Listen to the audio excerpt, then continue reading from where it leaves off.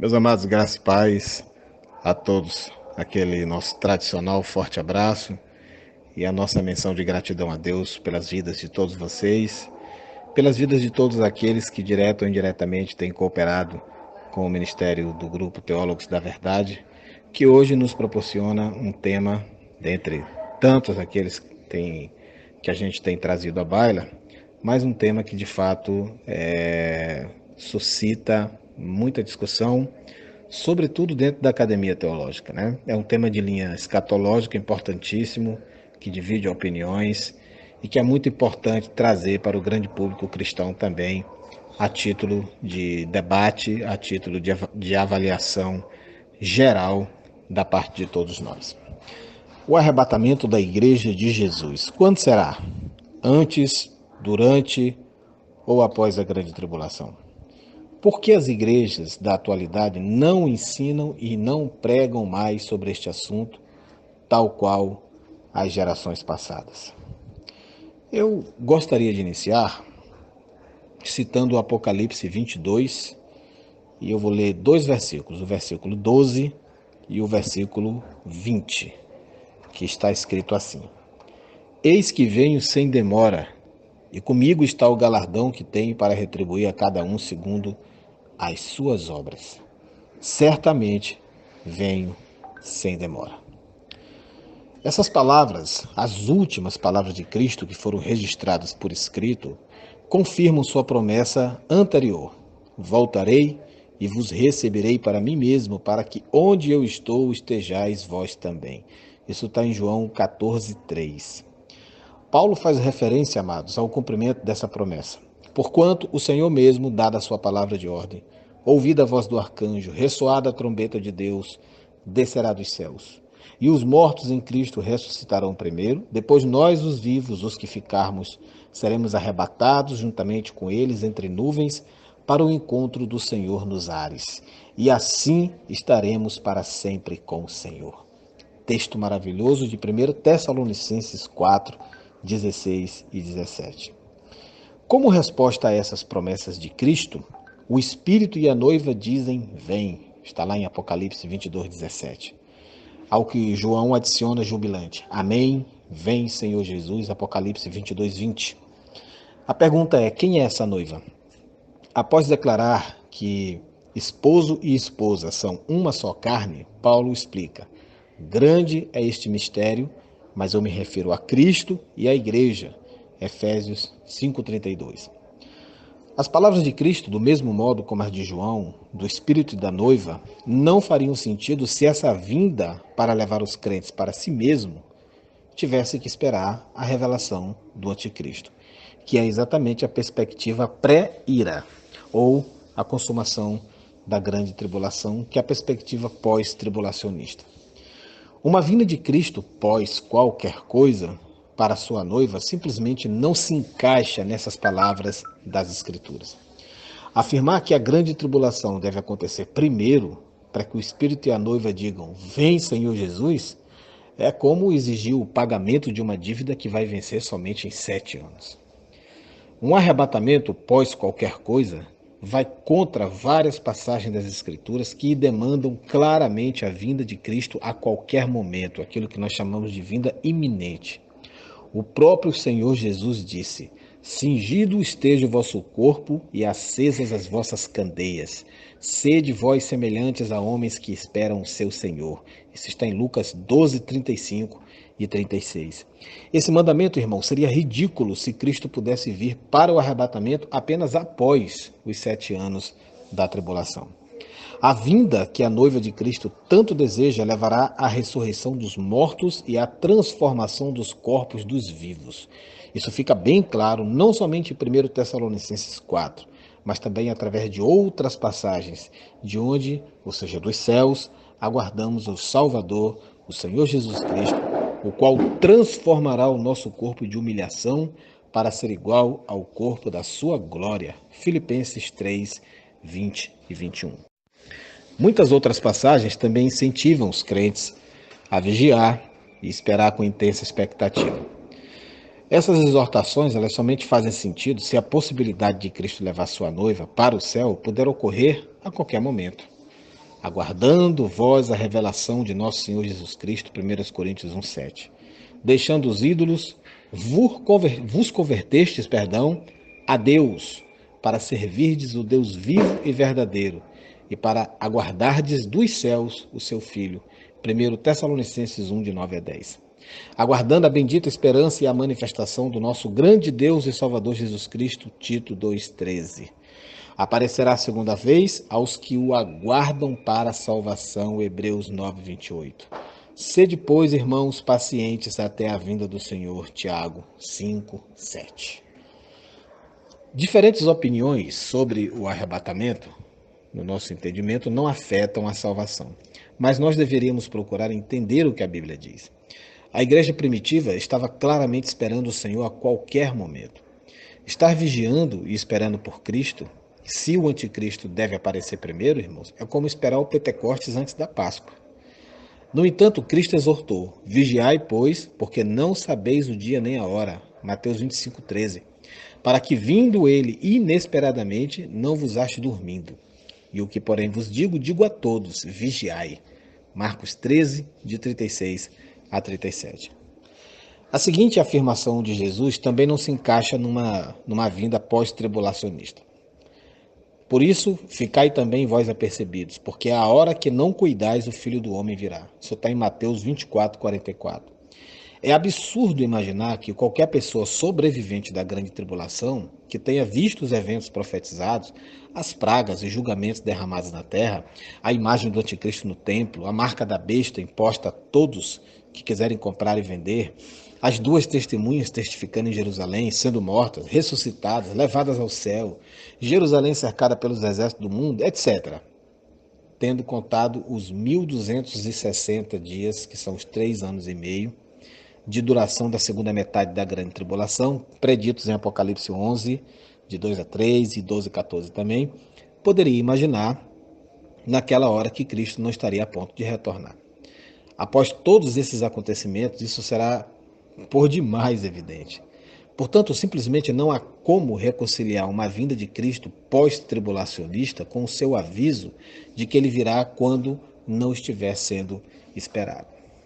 Somente essa afirmação, no meu entendimento, ela já distingue o arrebatamento, que é a retirada da igreja da terra para o céu, da segunda vinda, que é para resgatar Israel durante o Armagedon.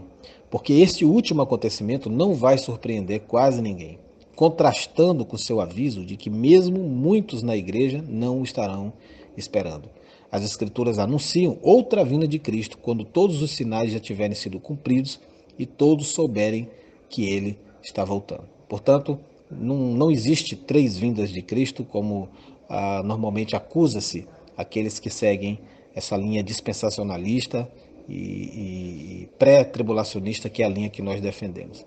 Nós não cremos em 3 vindas de Cristo. Nós cremos que existe o arrebatamento da igreja e existe a segunda vinda de Jesus. São 2 eventos diferentes. A um Israel descrente, Cristo declarou: assim também vós, quando virdes todas estas coisas, sabei que está próximo, às portas. Está lá em Mateus 24:33. Até o anticristo saberá. Vi a besta e os reis da terra, com os seus exércitos congregados, para pelejarem contra aquele que estava montado no cavalo e contra o seu exército. Isso está em Apocalipse 19:19. Ou Cristo está se contradizendo, amados, o que é impossível, ou então ele está falando aqui de 2 eventos. Jesus disse que virá num tempo de paz e prosperidade, quando até a sua noiva não estará esperando por ele. Vamos aqui ver alguns exemplos disso. Lucas 12:40, ficai também vós apercebidos, porque a hora em que não cuidais o Filho do Homem virá. Lá em Mateus 25:5 diz que não somente as virgens nécias, mas até as sábias estarão dormindo. E tardando o noivo, foram todas tomadas de sono e adormeceram. No entanto, amados, a Escritura diz que o Messias ele virá quando o mundo estiver quase destruído pela guerra, fome e os juízos de Deus. E quando Israel estiver quase derrotado. Então, Yahvé declara: olharão para aquele a quem traspassaram. Zacarias 12:10.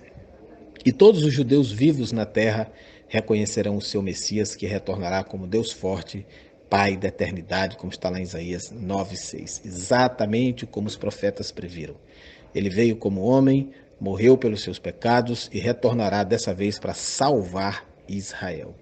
Essa é a razão da segunda vinda de Cristo, salvar Israel. Sobre esse momento culminante, Cristo declara: aquele que perseverar até o fim será salvo, como está lá em Mateus 24:13. E Paulo ainda adiciona: todo Israel, ainda vivo, será salvo. Está lá em Romanos 11:26. Então são dois eventos distintos. Nós não podemos escapar ao fato de que duas aparições de Cristo ainda vão se dar no futuro. Uma que vai surpreender até mesmo a sua noiva e outra que não será uma surpresa para quase ninguém. As duas não podem ser o mesmo evento como pregam os pós-tribulacionistas. Mas onde o Novo Testamento diz que ainda há duas aparições a serem cumpridas? Todo cristão crê em duas aparições de Cristo.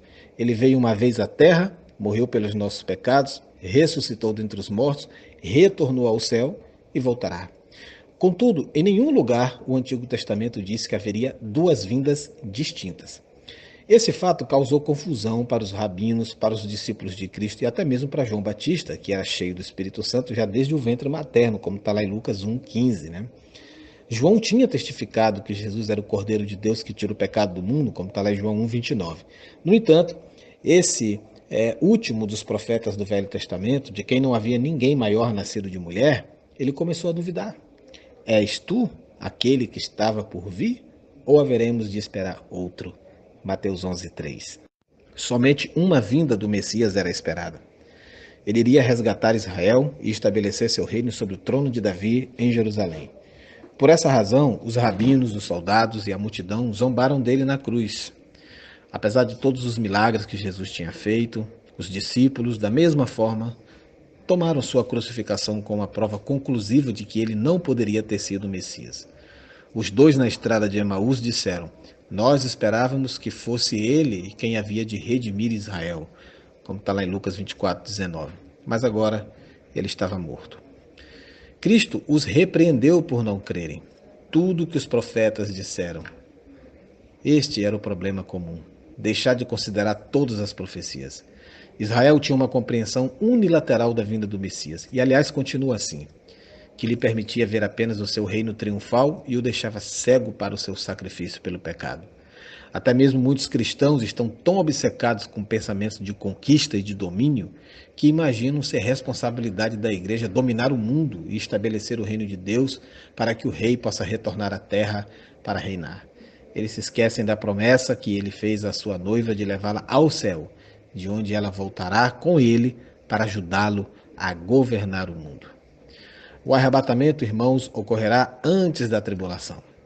Como poderia Cristo executar julgamento sobre a terra vindo do céu, entre suas santas miríades, multidões de santos, como está lá em Judas 14, se primeiro não as tivesse levado para o céu? Aqui nós temos outra razão para que o arrebatamento anterior à tribulação seja crido. Incrivelmente, alguns irmãos pós-tribulacionistas imaginam que 1 Tessalonicenses 4,14 está escrito: assim também Deus, mediante Jesus, trará em sua companhia os que dormem, refere-se à segunda vinda de Cristo com os santos. Mas não se trata disso. Ao contrário, o que o texto de fato afirma é que na ocasião do arrebatamento, Jesus trará os espíritos dos cristãos fisicamente mortos para serem reunidos com seus corpos na ressurreição, levando-os para o céu juntamente com os vivos transformados.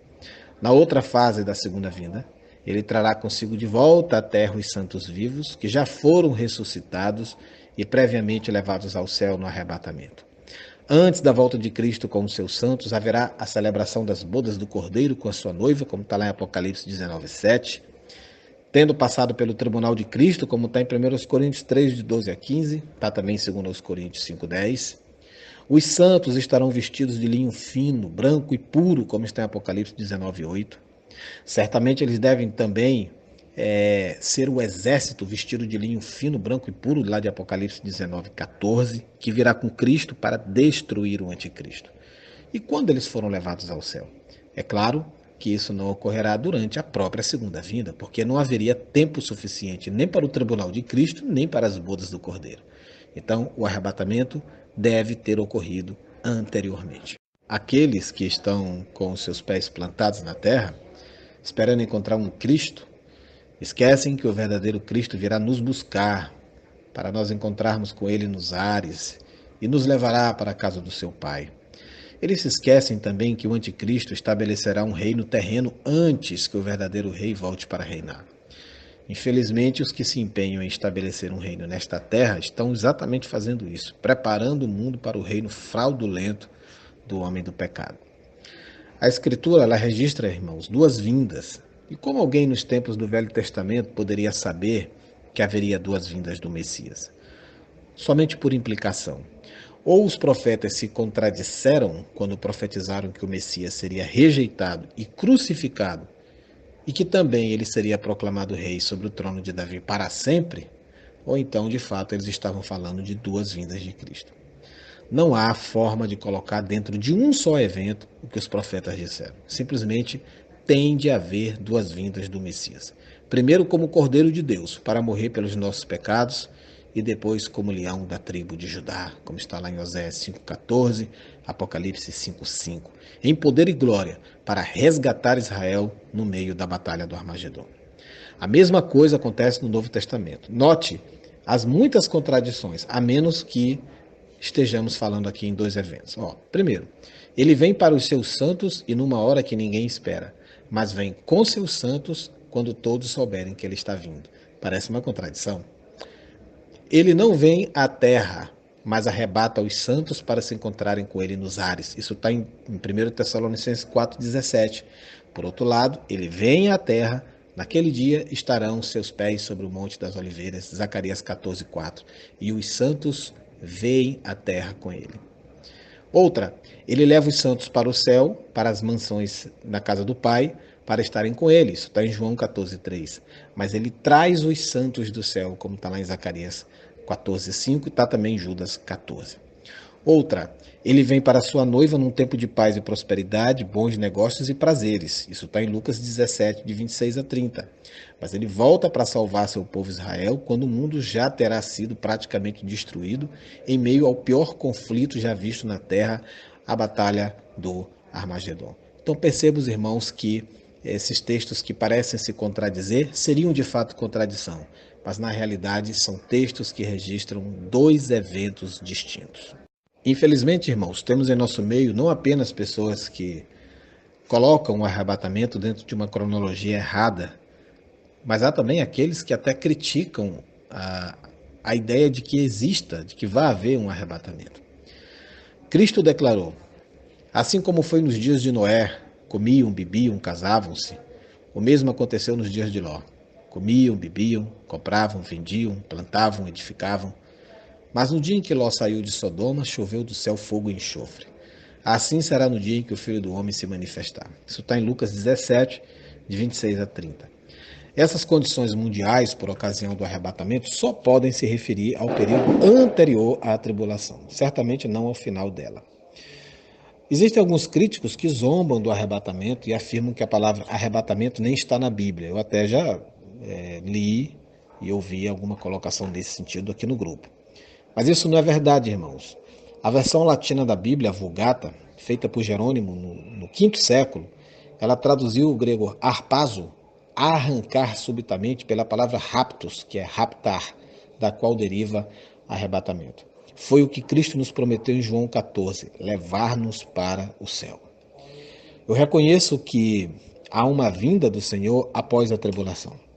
Logo em seguida à tribulação daqueles dias, verão o Filho do Homem vindo sobre as nuvens do céu com poder e muita glória. Mateus 24, 29 e 30. A referência aos anjos reunindo seus escolhidos dos quatro ventos, está no versículo 29 a 31, certamente não significa Cristo arrebatando sua igreja para levá-la ao céu, porque trata-se do ajuntamento do Israel disperso de volta à sua terra quando da segunda vinda. Portanto, essa passagem não se destina à igreja que já foi arrebatada nesse momento, para do cumprimento de uma palavra profética específica à nação eleita de Israel, para aqueles do dia da ira do Senhor. O capítulo 24 de Mateus tem que ser lido nessa perspectiva, meus amados. Ele trata de aspectos diferenciados do cumprimento da promessa. A promessa para a igreja, a promessa para Israel. Sem falar que cronologicamente ele fala de dois períodos distintos. o princípio das dores, em seguida ele fala já do período tribulacional. É preciso que você tenha sensibilidade para perceber isso. Cristo associou o mal com o pensamento de sua vinda e a ideia de que essa sua vinda se atrasaria. Mas se aquele servo sendo mau disser consigo mesmo, meu Senhor demora. Isso está em Mateus 24, 48, está em Lucas 12, 45 também. Novamente, essa afirmação não tem sentido se o arrebatamento de fato fosse após a tribulação. Meus amados, mas isso não é tudo. O próprio clima espiritual, político, econômico e ambientalista do mundo, ele está seguindo rapidamente a rota da grande tribulação. Esse período de 7 anos, ele não poderá ter início antes do Filho de Deus arrebatar a sua noiva. São muitos os princípios bíblicos poderosos e claros para que o arrebatamento pré-tribulacional aconteça. Somente depois que estas coisas acontecerem é que a grande tribulação vai chegar. Quando a porta for aberta, Satanás for atirado à terra, e ai dos que habitam na terra e no mar, como está em Apocalipse 12, 12.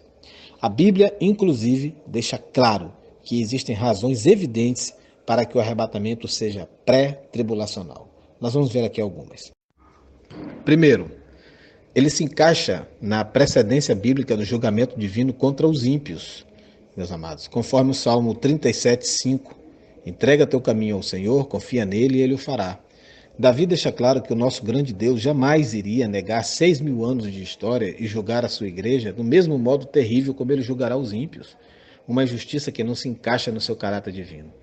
Quando veio o dilúvio mundial, antes do qual o mundo pagão debochava do justo Noé e da sua família, Noé achou graça diante do Senhor e foi salvo das águas junto com a sua família. Hoje, irmãos, a nossa arca é Cristo. Em segundo lugar, Sodoma e Gomorra havia descido ao mais repugnante nível de imoralidade sexual. E quando Deus resolveu purificá-las através do fogo. Mas Ló e sua família, com exceção da esposa indecisa, foram salvos da destruição pelo fogo. A igreja será julgada antes do mundo, porque bem conhecemos aquele que disse, minha é a vingança, eu darei a recompensa, diz o Senhor. E outra vez, o Senhor julgará o seu povo. Hebreus 10, 30. E porque já é tempo que comece o julgamento pela casa de Deus, e se primeiro começa por nós, qual será o fim daqueles que são desobedientes ao Evangelho de Deus? 1 Pedro 4,17. Em Lucas 12, 48, nós lemos, ao que muito se lhe confiou, muito mais se lhe pedirá. Mas o julgamento da igreja será diferente do julgamento usado no Velho Testamento e deve acontecer antes do julgamento dos judeus e do mundo gentílico. Em terceiro lugar, a noiva de Cristo, ela deve ser-lhe apresentada numa cerimônia exclusiva, separada de todos os outros eventos dos últimos dias. A redenção, ela é muitíssimo mais do que um simples seguro contra o fogo. A raiz e o fundamento do amor de Deus pelo mundo, quando enviou seu Filho unigênito, foi o de constituir uma família. Uma família unida, ela enternece o coração do Senhor. O convite à salvação é um convite às bodas da ceia do Cordeiro, uma reunião de família. A adoração nos leva a celebrar uma relação familiar com o nosso Criador e Pastor espiritual, quando nós celebramos o seu amor, até que possamos comparecer diante dele. Por enquanto, nós nos comportamos como uma virgem, com ansiedade pela hora das bodas, quando iremos ver a face do noivo amado. Em Mateus 25, de 1 a 13, nós lemos a história das 10 virgens, e no último verso, essa admoestação.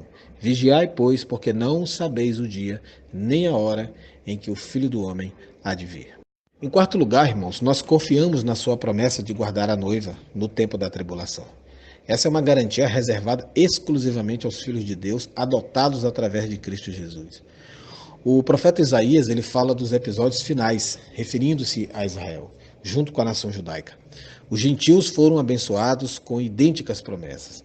Os amados podem ler Isaías 26, 19 a 21, onde diz, os teus mortos e também o meu cadáver viverão e ressuscitarão. Despertai e exultai, os que habitais no pó, porque o teu orvalho será como o orvalho das ervas, e a terra lançará de si os mortos. Vai, pois, povo meu, entra nos teus quartos e fecha as tuas portas sobre ti. Esconde-te só por um momento, até que passe a ira. Porque eis que o Senhor sairá do seu lugar para castigar os moradores da terra, por causa da sua iniquidade, e a terra descobrirá o seu sangue, e não encobrirá mais os seus mortos. Em quinto lugar, meus queridos, o arrebatamento pré-tribulacional é a única explicação razoável para o fato de que alguns serão levados e outros deixados para trás. Nenhuma outra explicação nós podemos ter para Mateus 24, no qual nós vemos a exclusão de pessoas não preparadas para o evento. Jesus admoestou sobre a rapidez do acontecimento, cujo dia ele afirmou que somente o Pai conhecia, citando a semelhança com os dias de Noé. Então, estando dois no campo, será levado um, deixado outro. Estando duas moendo no moinho, será levada uma, deixada a outra. Vigiai, pois, porque não sabeis a que hora há de vir o vosso Senhor. Então, estando dois no campo, será levado um, deixado o outro. Mateus 24, de 40 a 42. Tentar diluir os ensinos de Jesus, como tem acontecido nas novas versões da Bíblia, é demonstrar desprezo pela verdade. Portanto, trata-se de uma enorme arrogância religiosa seguir nessa direção. A palavra para a vinda é parousia, referindo-se à vinda do Senhor somente para os crentes, num local e tempo específicos. Já a palavra apocalipsis, que é usada nos versos 30 e 31 desse mesmo capítulo, significa revelação, ou seja, revelação da assombrosa santidade e glória do Senhor. Essa palavra está relacionada com a sua volta para enfrentar a batalha do Armagedon, após a qual Cristo vai estabelecer o seu reinado de 1000 anos sobre a terra. Ele admoesta sobre o dia em que virá despercebido pelo mundo, mas percebido pelos que o estão aguardando. E eu tenho aqui alguns versículos que são cruciais para que se estabeleça a grande esperança da igreja. Lucas 21, de 34 a 36, onde nós lemos essa admoestação de Jesus aos seus discípulos de todas as eras. E olhai por vós, não aconteça que os vossos corações se carreguem de glutonaria, de embriaguez e dos cuidados da vida. E venha sobre vós de improviso aquele dia, porque virá como um laço sobre todos os que habitam sobre a face da terra. Vigiai, pois, em todo o tempo, orando para que sejais havidos por dignos de evitar todas estas coisas que hão de acontecer e de estar em pé diante do Filho do Homem. Se indagarmos, meus irmãos, há uma multidão que está na igreja, numa manhã de domingo, quantos crentes estão preparados para subir junto com o Senhor? Dificilmente veremos mãos sinceramente levantadas.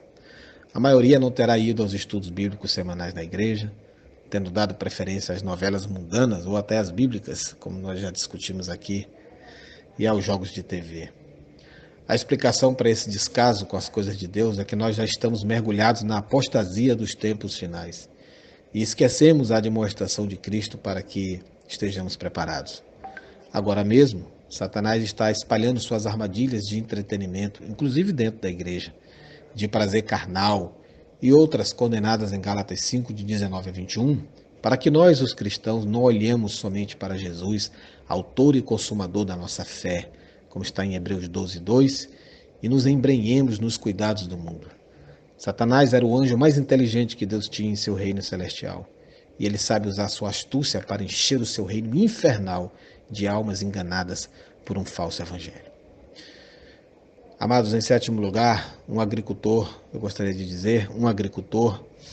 ele costuma estar atento, a fim de que a sua colheita seja feita antes da chegada do inverno, aproveitando o verão. Um provérbio de Salomão diz: o que ajunta no verão é filho ajuizado, mas o que dorme na cega é filho que envergonha.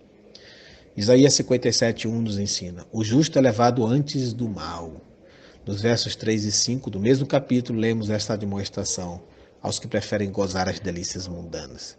Chegai-vos aqui, vós os filhos da agoureira, descendência adulterina e da prostituição. De quem fazeis o vosso passatempo?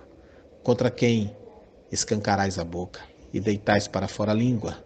Porventura não sois filhos da transgressão, descendência da falsidade, que vos inflamais com os deuses debaixo de toda árvore verde e sacrificais os filhos nos ribeiros, nas fendas dos penhascos? Amados, estes versos poderiam ser facilmente aplicados aos líderes da prosperidade que vivem profetizando falsas maravilhas aos seus seguidores. A árvore verde desses pregadores ambiciosos são as notas verdes de dinheiro, o altar de Mamon, a quem de fato servem e cultuam. A Escritura Sagrada, irmãos, afirma enfaticamente que o anticristo não poderá ser revelado antes que o Espírito Santo seja retirado da terra, onde ele habita nos corações dos cristãos verdadeiros. Eu peço aos irmãos que leiam o que Paulo ensinou em 2 Tessalonicenses 2, de 6 a 8. E agora vós sabeis o que o detém, para que a seu próprio tempo seja manifestado. Porque já o mistério da injustiça opera. Somente há um que agora resiste, até que do meio seja retirado. E então será revelado o iníquo, a quem o Senhor desfará pelo sopro da sua boca e aniquilará pelo esplendor da sua vinda.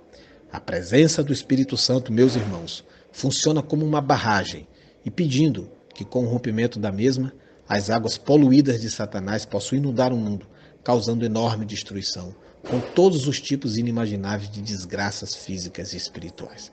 Portanto, a revelação do anticristo só se dará nesse mundo depois que a igreja for arrebatada. A promessa do Senhor é clara, meus irmãos. Ele vai arrebatar e encontrar os seus amados nos ares. Paulo explica isso em 1 Tessalonicenses 4, 16 a 18. Basta os amados lerem. E como nós vemos, o Senhor não vai nos mandar Gabriel nem Miguel, mas Ele mesmo vai nos puxar para cima. Satanás está em total prontidão com as suas hostes malignas. Ele é o príncipe das potestades do ar, pronto para atacar os que dormem. Ele anseia pelo momento em que Apocalipse 12, 12 se torna uma realidade e ele possa descer à terra para fazer um enorme estrago. Ele é o maior exemplo de sadismo espiritual que alguém possa imaginar. Os que amam e servem ao Senhor Jesus Cristo como Senhor e Salvador de suas vidas serão arrebatados antes que o terror dos terrores seja deslanchado sobre esse mundo pecaminoso. O arrebatamento vai acontecer antes da grande tribulação. Eu repito, o arrebatamento vai acontecer antes da grande tribulação. E neste evento, os cristãos que amam a vinda do Senhor estão confiantes. Alegremos-nos na salvação que Cristo nos deu e vamos trabalhar para arrebatar alguns do fogo. Não existe, meus irmãos, motivo maior para uma vida santa e um evangelismo diligente do que saber que o Senhor poderia nos levar ao céu a qualquer momento. Esse é o motivo porque não se prega mais sobre a volta do Senhor Jesus em muitas igrejas. O falso evangelho da prosperidade ensinou esta geração a amar mais as riquezas desse mundo do que as mansões celestiais. E isto terá repercussões eternas, trágicas, para os que não despertarem dessa mentira religiosa moderna. Que a noiva acorde do seu sono, apaixone-se novamente pelo noivo e de coração diga continuamente por meio da sua vida diária: vem, Senhor Jesus. Grande abraço a todos, que o Senhor nos abençoe. Amém.